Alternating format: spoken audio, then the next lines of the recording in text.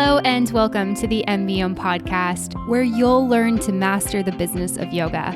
MBOM is a proud part of the Wander Barn Podcast Network, and I'm your host, Amanda Kingsmith. I'm a 500-hour registered yoga teacher, a yoga business coach, and a total business geek. Here at MBOM, you'll learn everything you need to know to create a sustainable yoga business by learning from myself and guests from around the world about how they built their yoga businesses, and about how you too can become a successful yoga teacher, studio owner, and much more. All right, let's dive in. Hello, everyone, and welcome back to another episode of Mastering the Business of Yoga. As always, I'm really excited that you're joining me for today's episode of the show. And this week on the podcast, I'm really excited to be joined by Clare Hudson. Clare is a mom of two and London-based personal yoga and meditation teacher with an intuitive approach to guiding individuals on their yoga journeys. With extensive training in London and India and various yoga styles and a specialization in one-to-one or private sessions, Clare creates a nurturing space for self-exploration. She also offers a unique program called The Art and Business of Teaching Yoga One-to-One, which empowers yoga teachers to share their skills with authenticity and purpose. Clare ultimately aims to inspire others to embrace yoga as a transformative tool for self-acceptance. And in this episode of the podcast, Clare shares why she's passionate about one-to-one yoga, her top tips for people wanting to get started with one-to-one yoga, including getting started in finding clients, setting prices and creating packages, creating a great class experience for your client, getting referrals and marketing your services, and much more. We talk business lessons, we talk about her course, and a ton of other stuff. So this episode is jam-packed with information.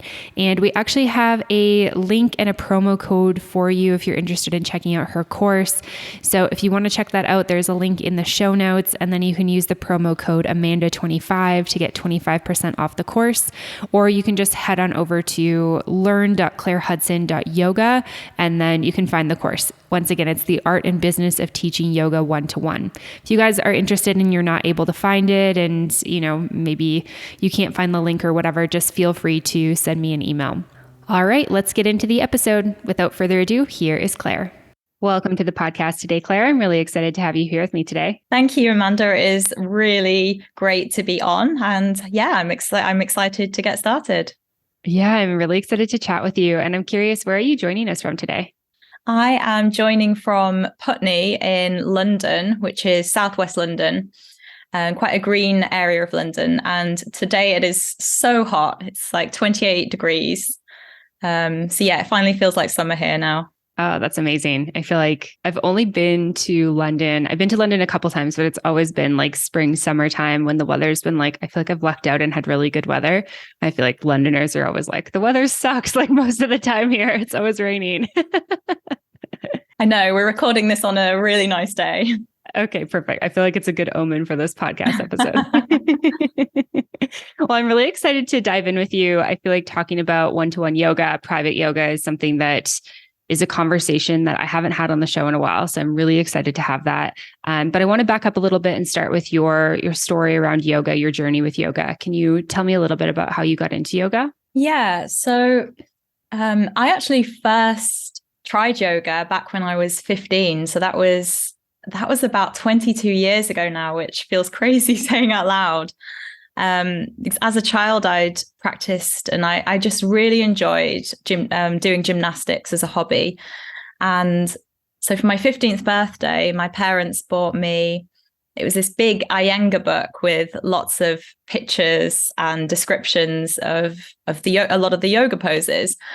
And I would basically practice. It was very purely physical based, but I would practice these poses basically just in my bedroom without a mat. And I just really loved it, more about how the poses felt kind of in my body. And it was, I think, teenage years, it was all, I guess, quite a difficult time. I wasn't a huge fan of school. So this was a chance for me to kind of just do something for myself. To do something just for myself that felt really good in my body. Yeah, that's amazing. It's so cool that you started so young. I feel like it's so rare that I talk to somebody who started in their teenage years. And I'm curious how this evolved for you. Did you keep practicing as a teenager and into your adult years? Well, I'm when I sort of reflect back, I'm questioning, was I really practicing yoga? Because it wasn't for quite a long time that I felt like, okay, I think I'm practicing yoga now. I'm getting more into the philosophy and everything else. But yeah, right from those teenage years, definitely on and off. It definitely wasn't a regular thing. But yeah, I would continue to practice more or less in my bedroom, like all the time. Not so much at university, but in my early 20s, I took a few trips to India, and it was particularly there was a trip that I where I got to spend basically 3 weeks at Shivananda Ashram in Tamil Nadu, and that was when I started practicing pretty much daily, and I really got into it, and wanted to kind of know as much as possible and learn about the philosophy and history, and I became interested in meditation as well. So that, I felt, was when it really started for me. Yeah, that's awesome. And then what along that journey inspired you to become a teacher? I think I'd had it in the back of my head for quite a long time. I think I was thinking, maybe when I'm in my early 30s and I start to have kids, wouldn't it be good to teach yoga alongside that? I think I just got to a point, I was kind of moving towards my late 20s. And by that point, I'd tried out so many different jobs. Was all in experimental mode, wanting to kind of see everything, travel everywhere, do everything.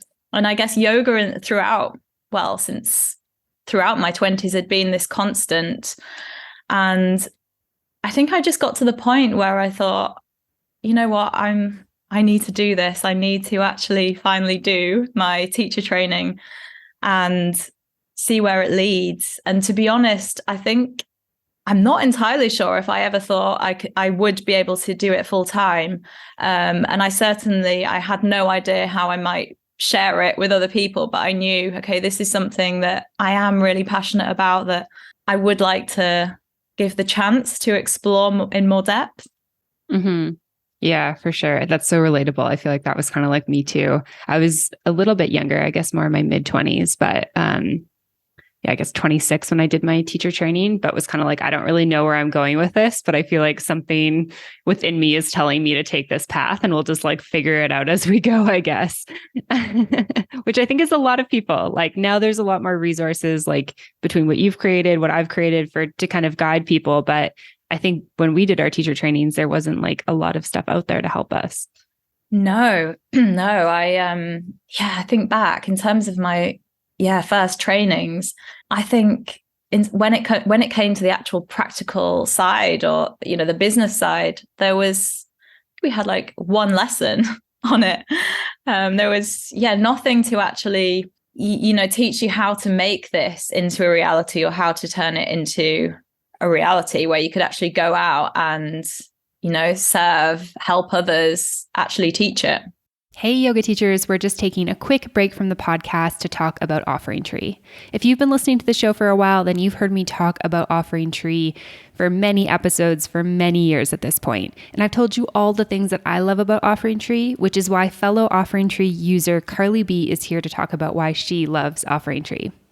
Well, for years, there's always been this hovering, I should get a website. People don't know how to find me if they look me up, but I just never knew where to start.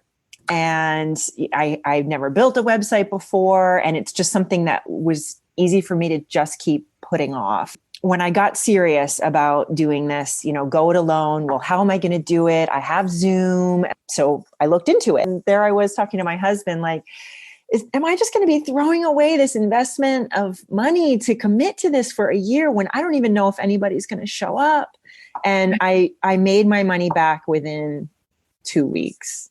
I think that as a new yoga teacher, when you're just getting started, it can be really scary to take the plunge and spend some money and invest in yourself. But I think what Carly B is telling us all is that Offering Tree is worth it. So if you would like to check it out and get a little discount for listening to the show, you can head on over to offeringtree.com/MBO. Of course, if you have any questions, feel free to let me know. All right, now back to the episode. Yeah, definitely. And so I'm curious if you can share a little bit about your journey. Like once you got certified, did you start teaching right away? Did you get public classes, or like what did that look like for you? So during my training, I was actually doing two teacher trainings at the same time. I was coming to the end of a meditation training and my yoga teacher training. And during that time, I actually quit my full-time job without really a plan. But as I was coming to the end of my yoga teacher training, I got talking to this lady who she became my first ever one-to-one client. And we just got chatting. I mentioned that I was coming to the end of my yoga teacher training, and she just asked, "Oh, how much would it be to come and teach me and my husband at our house?" And obviously at the time I had no idea. I actually was freaking out thinking, oh God, no, I can't go out and just straight away teach privates. That's not the done thing. That's something you do when you're way more experienced and you've taught a bunch of group classes first. And I think she could see that I was a bit freaked out by that and nervous. And what she then said, she said, "Oh, it would just be great to know what you know. Just teach us what you know." And that was such amazing advice, because it allowed me to teach them basically from being a beginner teacher, from being where I was at, rather than feeling like I had to pretend to be this, yoga expert with all this experience. So I could turn up. I mean, I was still nervous, but it allowed me to turn up and basically just share what I know. And I think that's really, really, that was so important. Yeah, definitely. It's actually really interesting because I got a one-to-one client kind of early on in my career too. I think I'd been teaching for maybe like 6 months, but like very part-time teaching. Like I hadn't really I'd just been like taking subbing opportunities. And then it's actually my husband's boss at the time. So I was like, oh, there's like extra pressure here. And him and his husband wanted private lessons at their house. And I was like, okay, I guess I can do that. And I remember just feeling like similar to what you described, like I have no idea what I'm doing here. And like, can I even offer you something? I'm kind of curious, do you recommend that new yoga teachers do one-to-ones? Like, what is kind of your thoughts around that? Yeah, I absolutely recommend that new yoga teachers do one-to-ones, providing that they want to. You might resonate more with groups, but I'm actually of the mindset that a one-to-one isn't necessarily harder than a group. It's just different and a different skill set. And, there's always going to be someone that you can teach, or that essentially more than them, and are able to then guide them and provide something for them. I think the key is to sort of know who you are and what you have to offer, and maybe just start with that one client. Yeah, for sure. I love that. Yeah, that's cool. I was thinking because you and I both did that, and it seems like we both were kind of like, oh, what are we doing? I was curious your thoughts on that, but I love that. I think if you're interested in it, why not go after it? And I do think, like you mentioned, there is a really interesting perspective to teach from being a beginner teacher. And we never get to go back to that, right? Like we get that moment at one point in time. And it's like after that, we have experience. And obviously our perspective of teaching shifts constantly as we teach more bodies, teach more people, get more training, et cetera, et cetera. So perspective is always shifting. But I think there's something really unique about that. Like when you're really green, you're really new to it, the way that you can offer your teachings to your students. Absolutely. There's a book that I love. It's called Zen Mind, Beginner's Mind. And it talks about beginner's mindset, but referring to beginner's mindset as this idea that once you become more experienced, or the more knowledge you get, to not lose that idea of being the beginner. Because when you're I guess starting out, and certainly I was as well, when I was teaching my first clients, I was very open. I was very curious. It was very much like they were teaching me as much as I was, teaching and working with them. And I think sometimes with more experience and with time, there's a danger to think, oh, I know exactly what I'm doing now, or I don't know, things are done in a particular way, and not to remain so open to learning, if that makes sense. Yeah, no, absolutely. It definitely does. Yeah, I definitely feel aligned with that also. And so I'm curious for you, you got this first client of like teaching one-to-one yoga. Was it kind of like love at first class per se, or how did you kind of evolve to specialize in this? I actually taught just them for quite a while.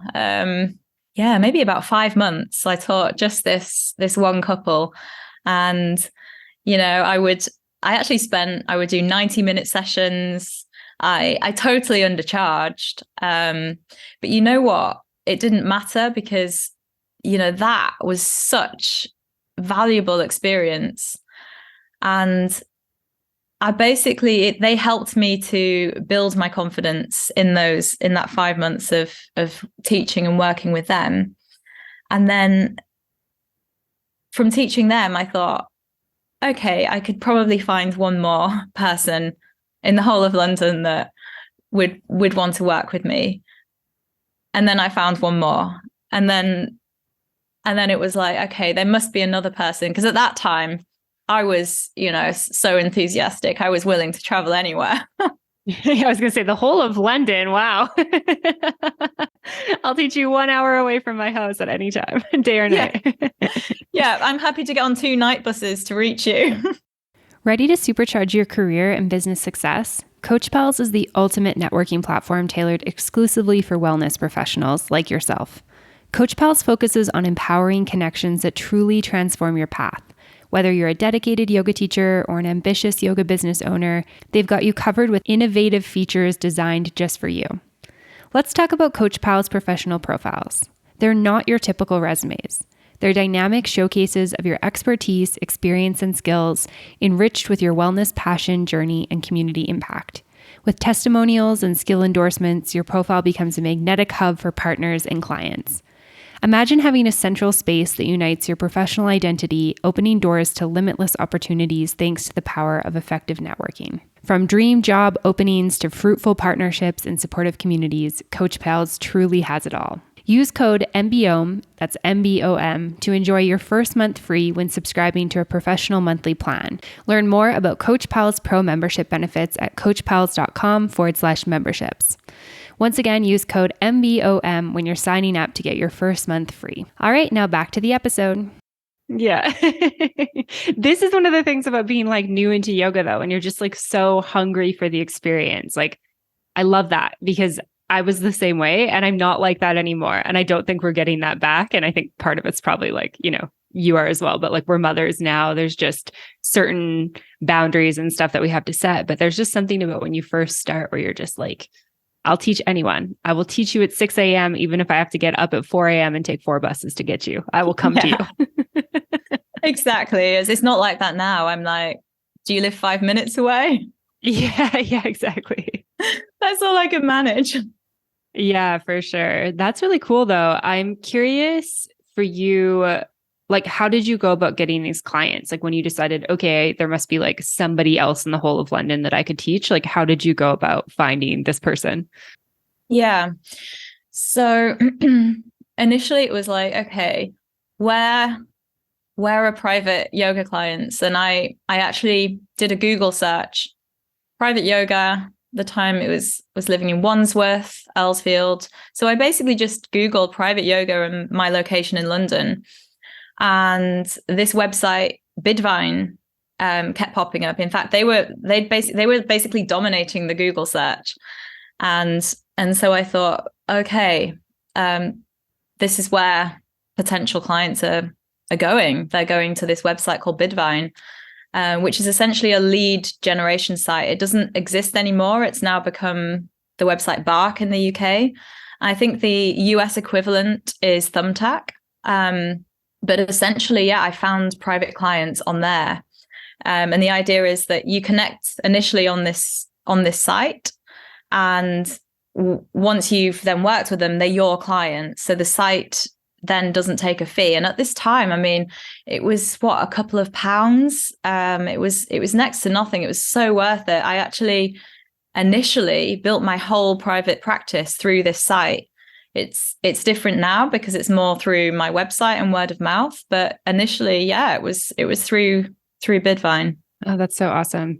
I actually used Thumbtack a little bit when I first moved to Mexico to try to get private clients also. I ran into a couple of like situations where I was like just not comfortable with the people who were coming through. Like, oh, can you come to this area of, I was living in Mexico City, which is another huge city. It's like, can you come to this area of Mexico City and teach at my house? And I was like, I don't know. Didn't like know the city well enough at the time to be able to do that. But I ended up finding a couple of clients who wanted to do online, which was something I was really comfortable with. And this was back in like 2017. So before like online privates were even really a thing. And I was like, oh, that's kind of cool that somebody like found me online and wants to do a class with me. I didn't end up building my business really in that direction in a big way, but it is like a cool way to start out if you don't know a lot of people, or maybe you're not teaching group classes, et cetera, et cetera. Yeah, no, absolutely. And I was very new. I didn't have following on social media or anything. So it really helped me a lot. Yeah, that's amazing. And before we get into kind of like the nitty gritty of teaching one-to-ones, I'm curious, you mentioned you used the site to build up your business, and now it's mostly like your website one-to-one. When did that switch happen? Like how, can you talk us through just kind of like building your business over the last few years and kind of when you found like, oh, okay, I don't need as many clients coming through third-party sites. I can use my own. My clients are recommending me to people, et cetera, et cetera. Yeah, sure. So I actually initially didn't have even a yoga site to begin with, and then created a WordPress, a yoga site, after about 6 months. And I did spend time on SEO, but my main focus was positioning myself as somebody that specialized in one-to-one yoga. So my site is just dedicated to personal yoga and yoga for couples. And I think that really helped because it's still relevant today. So now I'm not using a lead generation website, but people are just coming to me through my site. And then I've had word of mouth referrals. I'm not back teaching full times. I have an 11-month-old and a 4.5-year-old, but I teach around 7 privates a week right now. Mm-hmm. That's quite a few considering you have 2 small kids at home. Yeah. Yeah, I know the hustle. So I totally get it. And I don't have a 4.5-year-old running around. I've just got the younger one. But that's amazing. I'm thrilled to hear that you've been able to build your business in that way. It's really cool to hear that like building your website helped you start getting that traffic. I'm imagining that people were then able to do like kind of how you started and be able to Google like private yoga, your area, and then you come up and then they can like inquire with you, which is pretty sweet. Yeah. I mean, a lot of the time, in fact, throughout my whole 20s, I was someone that I think liked to keep my options open. I wanted to just, do everything, be everything. And then when it came to the yoga, I think it helped to actually just be quite niche, to actually just say, okay, I'm teaching just one-to-one. I'm actually not doing any groups. I focus on meditation and a lot of specialized quite a lot in stress relief. And initially I worked with a lot of couples, and I wasn't trying to do everything within yoga. I wasn't trying to teach every single class and try to be everything for everyone. And I think that helped because, I'm not going to be able to serve every single person out there. Yeah, 100%. I love that you brought that up because I feel like this is one of the most like impactful business lessons that I learned early on in my career was like, if you're trying to be for everyone, you're going to end up being for no one. And I think it's really cool that you just started with one-to-one yoga and that's just like what you've done in your career. And I think there's always room if you're interested in stuff. Sure, you can try other things. You can try group classes, you can try retreats, workshops, whatever. But I think if you find something that you like and that it's working, it's like, there's no need to like do all the other things. Like, I think sometimes we think like, oh, I have to do all of this stuff in my business. But I feel like your business is a perfect example of like, you can actually just do one very niche thing in your business and be successful doing it. Yeah, no, absolutely. I actually think it's an important point to then say, or to look at the difference between saying yoga is for everyone, which it is. It is for absolutely for everyone. You can, anyone of any age, like anybody can practice. And it's, so accessible in that sense. But I think to try and be that person for all those people all at once, I don't know. I'm not convinced about that. No, I'm of the same mindset. Like, I think that there's the reason why there's space for all of us as yoga teachers is because we're all different. We all have a different, unique offering, a different way that we teach. And I feel like that's how yoga is for everyone, right? Like, there's a teacher for everyone, but I'm not the teacher for everyone. You're not the teacher for everyone, but there is a teacher out there for everyone. Therefore, yoga is for everyone, right? I think sometimes we just think a little bit weird about like the way to make yoga accessible or the way to make yoga for everybody or everybody, because I do believe all of that, but it's like, as one individual person, I don't think that we can serve everyone. Yeah, I completely agree. Yeah, I love that. So let's get into kind of like the nitty gritty of one-to-one yoga for anyone who's listening, who's interested in this, and maybe wants to start their own business with this. So I'm curious if you can kind of talk us through your top tips for like getting started, finding clients. I think that that's kind of one thing that if somebody's like, hey, I've never done this before, like, how do I get a client? Like, if nobody's asking me for privates, like, how do I start finding these clients? Okay. I think the first thing to make it seem less daunting is to start with one. Just start with one person or one couple or, two friends that want to practice together, and reach out potentially to your current network to see if any friends of friends would like to, have private sessions with you. You could, depending on where you are in the world, to basically do what I did. See where the private clients in your area are going to already. So do that Google search, private clients in insert location, and see what comes up. In terms of actually securing that, I think we might cover this in a little bit when we talk about pricing. Something that I do that's really helpful is to offer an initial taster session, which then makes it really attractive and difficult for people to say no, I think, because they've got nothing to lose. So I actually offer to everybody that's interested a half price 60-minute taster session, and then they can decide whether they want to continue and book a package with me or not. But yeah, starting with that one person, I think kind of takes the pressure off. And also, if you think of, okay, I've just got one person to find, and all I have to do is just offer them one taster session and just focus on that. And then you can take it from there and build it bit by bit. Yeah, absolutely. I love that. I think that that's great.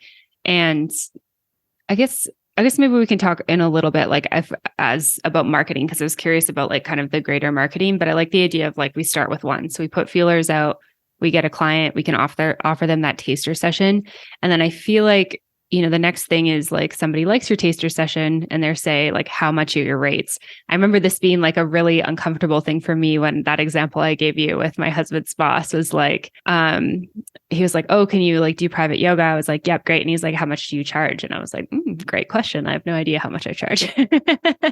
I feel like I can't be alone with that experience, but obviously you have resources for this. And I'm curious, like, what do you kind of recommend for setting prices, creating packages, that type of thing? Yeah, it's interesting because when I first started out, I had a friend that also taught one-to-one Pilates, and she'd been doing it for 10 years. So it was really experienced. And I remember her saying, don't charge anywhere under £50. And at the time I was thinking, that seems like such a lot. And I actually did. I charged them like £40, I think, per session or the equivalent. But it was fine for me. It helped to build my confidence. And and get to a point where I was comfortable then charging, the going rates and charging something that I was happy with. I have a one-off fee, so currently, and my taster session is half that. And then I offer packages of 8, and I give an overall discount. So if they can pay for 8 sessions up front, the sessions work out to be the individual sessions work out to be slightly cheaper overall. And then most people will go for that block of 8 after they've done the initial half price taster session. Yeah, I love the idea of that because I feel like it serves both the client and us in our businesses. Like, I feel like it's just very like reciprocal for both because one, obviously it's better in our businesses to have clients that are committed for a more long-term, package. They're going to pay us a little bit more. We're going to get more revenue coming in. But then also I think that the magic of yoga doesn't happen in one session. And I think it's okay if we're not the teacher for that person, like we've talked about. But I do feel like if somebody is coming for a certain reason, it's like, you're probably not going to resolve that. Like, you're not going to resolve your stress or your, sleep if you're struggling with that, or maybe an ache in your body or improve flexibility in like one 60-minute session. So it's like way better for them to get the benefits of what we offer if they can book 8 sessions with us and commit to like, hey, we're doing this every week or every other week or whatever it is. So I love that. I wanted to actually loop back around to what you said about charging a lower price, because this is actually how I started too. I think I was charging like 50 USD for an hour. And I remember the client actually ended up giving me a little bit more because I was traveling to their house. And I was like, oh, you don't need to do that. And I would say like, if I was talking to a new yoga teacher and 50 was something they were comfortable with, I would say that's fine to start with. But I think the key for me is like making sure that you're increasing your price once you feel more confident with your services. So I'm curious your kind of thoughts on that when it comes to like, is increasing your prices from that first maybe like lower amount that you set once you have more experience, and then just doing incremental price increases in general. Yeah, it's so funny. That's what I did too. And I actually think it's a really important point because in the back of my head at the time when I was charging, not very little to my first client, but I was comfortable with that. There were all these voices that were saying like, charge what you're worth, charge what you're worth. And then thinking, oh, I must not value myself very much if I'm only charging this. And I actually think that's completely untrue. Because it was totally, it was fine. Like, I was a new teacher. I was trying this out and I felt comfortable with that price at the time. I think if I'd have stayed charging that, then that wouldn't be okay. But over time, so the next client that I took on, I then charged more, and then I charged more again after I did a second yoga teacher training, and then increased again until I got to the point where I feel like I was in line with what other kind of more experienced teachers were also charging where I lived or in London in general. Mm-hmm. Yeah, like offering a more competitive rate, I guess, like on par with other teachers. Yeah, I think it's really interesting because while I'm not super pro, like just giving away our services for free, because I think that what we offer is very valuable, I do feel like the biggest thing to me is that there has to be an exchange, right? And I think that part of the exchange when we're really new is that we're learning a lot from our students. And I think that that's like, yes, we should have the monetary exchange too. We're trained, we have knowledge, we definitely want to get paid for that. But it's like, part of the exchange comes from just learning and getting that feedback from working with them and watching their bodies and stuff like that. And I think we can start to tune into at what point that doesn't feel good anymore, right? It's like when you're like, oh, this isn't really worth my time, my energy, I don't really want to do this. It's like, I feel like to me, that's a signal of like, well, I'm not getting paid enough because I'm not getting that like reciprocity anymore. That energy exchange isn't balanced out. To me, that's a signal like, okay, need to charge more for this. It needs to be like, making a little bit more from it. But I love what you talked about with like each client increasing the rates a little bit. I do feel like if say a teacher who's been teaching, maybe somebody who's been offering privates for like 10 years is charging like 150 an hour, say, and I just started, I've never taught before, I don't really think it makes sense for me to charge what they're charging. Like the experience is going to be totally different, right? Like I've never done this before.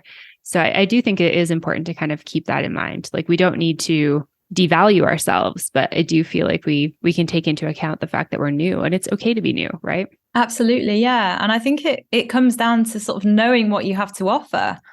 And in all honesty, with those first clients, I actually wasn't sure. I did lack confidence, and I wasn't entirely sure what I did have to offer. And so yeah, I feel like the price kind of justified that, and I figured that out. The more I actually practice and the more I taught one-to-one. I mean, it might be different if there could be another new yoga teacher that maybe came from a completely different background, or maybe they're also say a physiotherapist or a GP, or they're coming from another background and they're very specific about what they want to share and how they want to share yoga. Then it might be a bit different to them. But I didn't know. I really didn't. And yeah, I think that's an important point to share. Yeah, absolutely. I completely agree.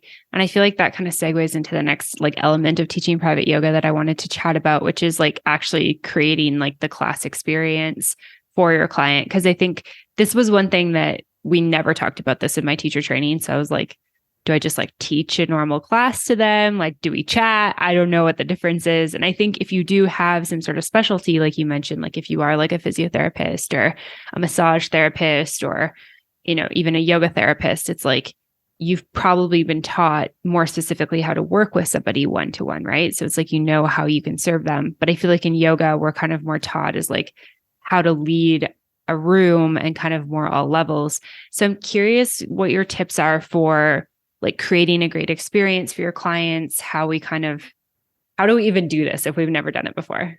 Yeah. I would say the number one thing is which sounds really overly simplistic, but to genuinely care and to make it about them. This isn't about you and your expertise as a teacher. It's and there's no real like power or a sort of authority dynamic, I think, with a one-to-one. So when I teach, I teach alongside them. So our mats are side by side, unless it's two people. So I don't face them, which I think creates a less confrontational dynamic. And it's genuinely about them, in my sessions anyway. So they are one of the things I really like to do is, I always ask, and it's how I practice too. I always ask at the start how they're feeling and what's going on. And we go from there, and we tailor the session like according to how they are in that moment. Yeah, I love that. I think that that's amazing. So in terms of like class planning, do you do much like class planning before, or is it very much like you show up and just like offer kind of what your student needs? Yeah, so I have an initial, with everyone I work with, I have an initial like health form or participant information form where I find out, well, first, if I'm kind of able to work with them. So I find out injuries, health, any health conditions that they may have, and also what they're looking to get out of yoga. And then I put together a loose plan, which is essentially, it's usually in like a list form of how it might go. And then the taster session really is about working out what they might need in future sessions. And some people benefit from having a similar sequence or practice that we do each time. Some people that have been doing it for longer like it to be mixed up every single time, in which case I don't plan the sessions for them. It's very much situational. It's very much, how are you feeling? What do you want today? And then we work from there. But I guess in my head, I always follow the same structure, which can then be changed and adapted in a million different ways, if that makes sense. Mm-hmm. Yeah, no, absolutely. I love that. Do you do I guess you do the intake form or like the participant form after the taster. So like the first step of them like inquiring with you is doing a taster session. And then if they decide to sign up, you would do that form, or do you do it right away? No, I do it right away. Yep. Just so I have some idea of what they're looking for, and then I can hopefully deliver something really good for them when we do the taster. Yeah. Okay. Yeah, that makes sense. And I feel like one thing you kind of brought up with that I think is important to just chat about quickly is like, if you can work with them. And I think it's really important to make sure that like we can serve them, that we do have like the scope expertise to actually be able to work with them. Have you had situations where people have inquired with you and you're like, this is like out of my scope, like I don't think I can support you? Or there's been situations where, for example, if I have like a checkbox, and then if they check any of the things, then I ask them to consult with their doctor or medical provider. So there's been no one that I've turned away in that respect, but I have. So if I ever feel, I guess similar to what you were saying before about thumbtack, and there being a few people that you just didn't feel comfortable going to teach, there have been, I would say, about 3 people where in that initial contact, in fact, even before we've got to the form stage, that I just haven't felt comfortable either on the phone or just through their initial message, and I've said no. And I think that's a really important point to mention, because mostly when you teach one-to-one, you are going to someone's house. It's their space, so it's really important for you to be safe, and you don't have to teach anyone that you're not comfortable with going to teach. Yeah, absolutely. I think that this is a really important topic to cover. So before you go to somebody's house, you would always like hop on like a Zoom call like we are, or like a phone call with them to have like a little chat with them first and just get a read on them, get a feel for them, that type of thing. Yeah, I will have a chat with them. Usually, sometimes I haven't. If it's been usually the initial messages through an email, and sometimes, yeah, I will get a sense, and I will also be happy a lot of the time to just go off and teach them without a phone call. But yeah, I think you get a sense for what you're comfortable with or not, I think. Yeah, for sure. For sure. That makes sense. I think trusting your gut, trusting your intuition. I feel like just reading people is important. Do you have any other like safety practices that you do, like when you arrive to a place, or making sure somebody knows where you are, anything like that, especially when it's like a new client specifically? Yeah, I will let my partner know where I'm going, or yeah, where I'm going to be. I know that there are, like, when I was researching this in my course, I know there are certain apps, like safety apps, but I don't actually use any. I just simply let my partner know where I'm going to be teaching. I guess if people come through like word of mouth referrals, if they're like friends of friends, you don't have to worry as much. It'd be more like stranger kind of comes through on the internet, and just making sure you get a feel for like the vibe and stuff, especially if you are going to their house. Totally. Yeah. And it's usually really obvious, like getting a WhatsApp message at, 11 p.m. from someone with, I don't know, I just felt a bit, okay, I don't entirely feel comfortable with this. And then, someone else made an inappropriate joke on the phone. And again, I think it's just best to err on the side of caution.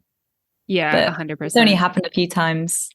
Mm-hmm. Yeah, that's good to hear. And I'm curious, do you always go to other people's houses? Have you ever had people come to yours, or have you rented like, I guess, community space or yoga studio space, or do you just generally, is like the way you do it that you go to their place? Yeah, I've always gone to other people's homes. During the first lockdown, I taught privates online a little bit, but yeah, eventually it would be so good to have people come to my space and practice. But yeah, right now I've got 2 kids, and I don't think it would be, it wouldn't really work. So right now I go to them. Yeah, maybe when they're older and can be trusted not to interrupt. And I've got a dedicated space that that feels like super, calm and relaxing, that is only used for yoga. Yeah, for sure. I'm curious, actually, that makes me think about like with the space, because if we're not in yoga studios, is there anything you do to kind of like make the space feel like, warm, welcoming, kind of like more tranquil, Zen-like? Like, do you have anything that you kind of bring that you like set the vibe for with your clients? Actually, you know what? A lot of people will especially if it's an evening session, they will light some candles and they will actually, create the space however they want to sort of create it, and they will set it up for themselves. So often the space is actually, really, a lot of the time it's really nice. I did something recently with two friends practicing. One of them had a phone that kept going off. And typically when I go to teach someone in their house, like I don't actually say, okay, please, turn your phone off, because it feels a bit intrusive to kind of tell them what to do in their own house. But in this situation with the two friend dynamic, that was something that I perhaps should have brought up at the start, because I think it was really like annoying her friend. And I then had to say something in the following session. Yeah, for sure. I wonder if there's like a way to just say kind of like, if somebody's never done it before, to just give them some kind of like general overviews. Like if you can find a space that'll be like quiet, turn off any devices, just give them that like general overview. Cause I totally hear you. It's like so awkward to walk into somebody's house and be like, oh, your phone's ringing. Can you turn that off, please? Yeah. Let me just go do it myself. No, exactly. Amazing. And so the last thing I wanted to kind of dive in with you when it comes to just specific one-to-one stuff is getting referrals and marketing your services. I know we've talked a little bit about this with like the Thumbtack like website and then, finding the word of mouth, but I'm curious, as you got more clients, if you're looking for more, do you like tell your clients you're looking for more? Do you give them any kind of like referral bonus if they send somebody your way? How do you kind of like market your services? So what do you recommend? What are your tips? Yeah, so no, with the one-to-one, I haven't like had this, I guess, formal referral program, but I think it helps to just be honest with people about where you're at. So I remember on my first training, during one of the sort of business, let's make this happen, like one of the limited sessions that we had on this, and our teacher was like, be busy, make it known that that you're in demand, and that you're teaching all these different sessions. And I think I did the opposite to that and just made it known. It's like, actually right now I'm not in demand, but I would like to be. And I think people automatically want to help you when you come at it from that place. At least it was the case with me. Just make it known. Yeah, I'm building up my client base right now, and I think the current clients will want to help and then recommend, other people to you. I hope that doesn't sound vague and that I don't have or haven't tried this sort of formal referral thing, but I think it just helps to be honest. You don't need to pretend. If you're not teaching, loads of sessions, you don't need to pretend you're, super busy. Kind of if you're not. Mm-hmm. No, I love that. I mean, I love just like, I think what people are really craving, and I think especially like coming out of like the pandemic years, is like human connection, like connection with a real human. And I think that there's a lot of marketing techniques. Some of them are great, some of them are not.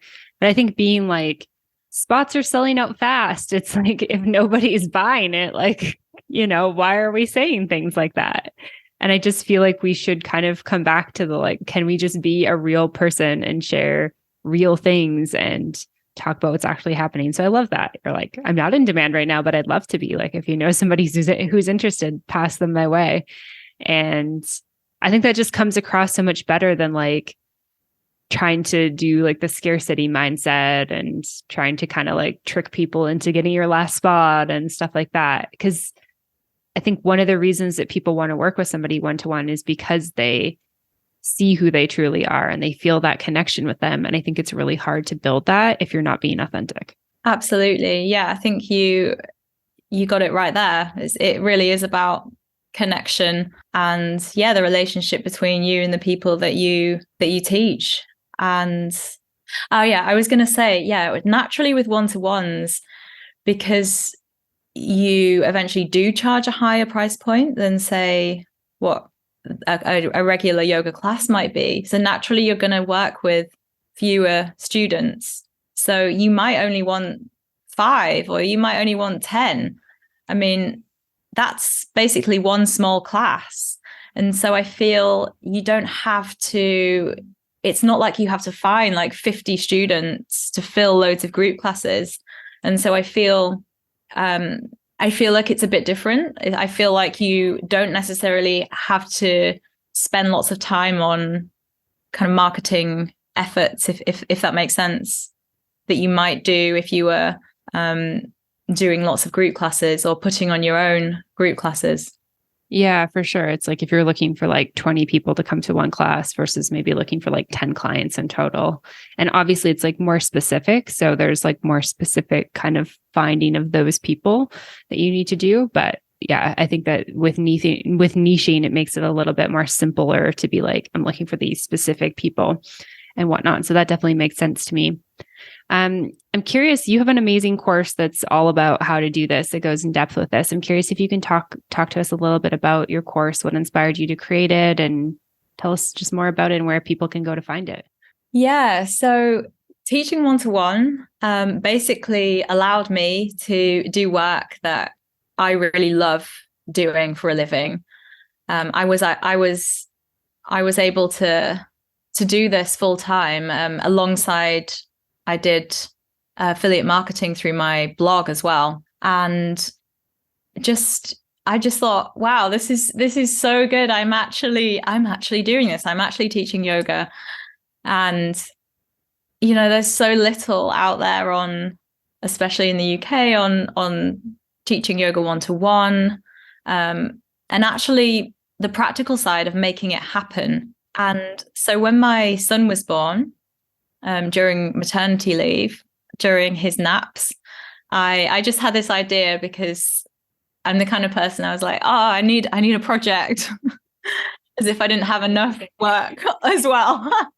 So yeah, I needed a project. I felt, okay, I want to just basically take everything that I've learned, and I'm going to put it into a course and share it. And I had this idea that it would take a few months and then I would do it. But it actually took me several years of just step by slow step of making this course, which is called The Art and Business of Teaching Yoga One-to-One.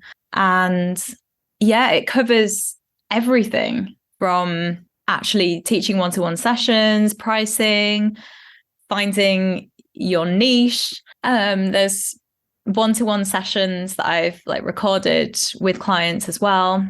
And yeah, the idea, I think the main intention from feedback that I've got is to hopefully inspire and uplift, and to make it seem possible to kind of, I want people to do it and think, yeah, I'm going to go out and I'm going to do this. I'm going to go and get my first client, or I'm going to go and get more, one-to-one private clients. There are other ways of teaching and sharing yoga that, don't involve teaching groups or don't involve finding work in studios. And yeah, if you want to, absolutely, new teachers can do it. Amazing. I love that. And where can people go to find your course if they're interested in learning more? So you can go to the URL learn.clarehudson.yoga. Which is, or you can just simply go to my website, which is clarehudson.yoga, and that's Claire spelt without the I. Amazing. We'll make sure there's links for all of that. I have one final question for you before we wrap up. I'm curious, we've talked about so much good stuff already, Claire. Do you have any final business lessons or tips that you want to share with listeners before we finish up? Yes, I would say start from where you're at. So be authentic. We already covered it. Don't pretend to be super booked up with clients if you're not, because people will naturally want to work with you and connect with you. I also think be organized, have a system. So have like a process, even if it's, brief, like offer them a taster session, have a set of packages that they will then buy after the taster session. Have some sort of a system, so you know what you're doing each step of the way. And then finally, the last one is that you are enough. You have something to offer right now, and just you will build your confidence the more you practice and teach. And I think I've also got a quote here from, which goes back to what we started to talk about at the beginning of the Zen Mind, Beginner's Mind book that I mentioned, that in the beginner's mind, there are many possibilities, but in the experts, there are few. And I think, that's a quote as well that I really like, that hopefully is useful. Amazing. I love that. Thank you so much for sharing. Those tips are all amazing, and definitely agree with all of those. And I love that quote. I think that's the perfect place to leave the episode and to wrap up. So thank you so much for your time today. And like I said, we'll make sure there's links to all the things in the show notes for people to go learn more about you.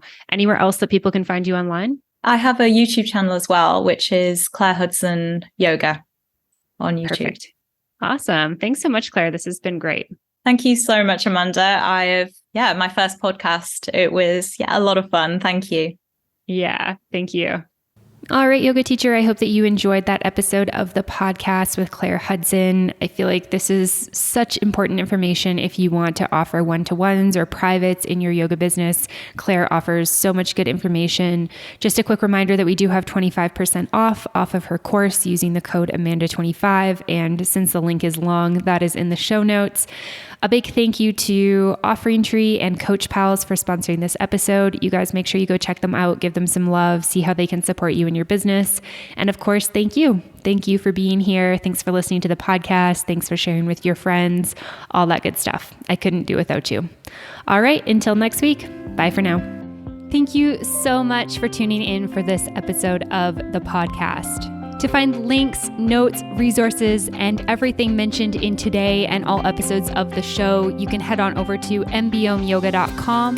You can find the podcast and myself on Facebook and social media at Mastering the Business of Yoga. And I would love for you to join the private Facebook community, Yoga Business Badasses. If you have any questions, comments, or feedback, please make sure you reach out to me at info@mbomyoga.com. And last of all, if you enjoyed this episode of the show, please make sure you hit subscribe and leave a review for the podcast. It would mean the world. Thanks so much for listening, and I'll see you next week. Namaste.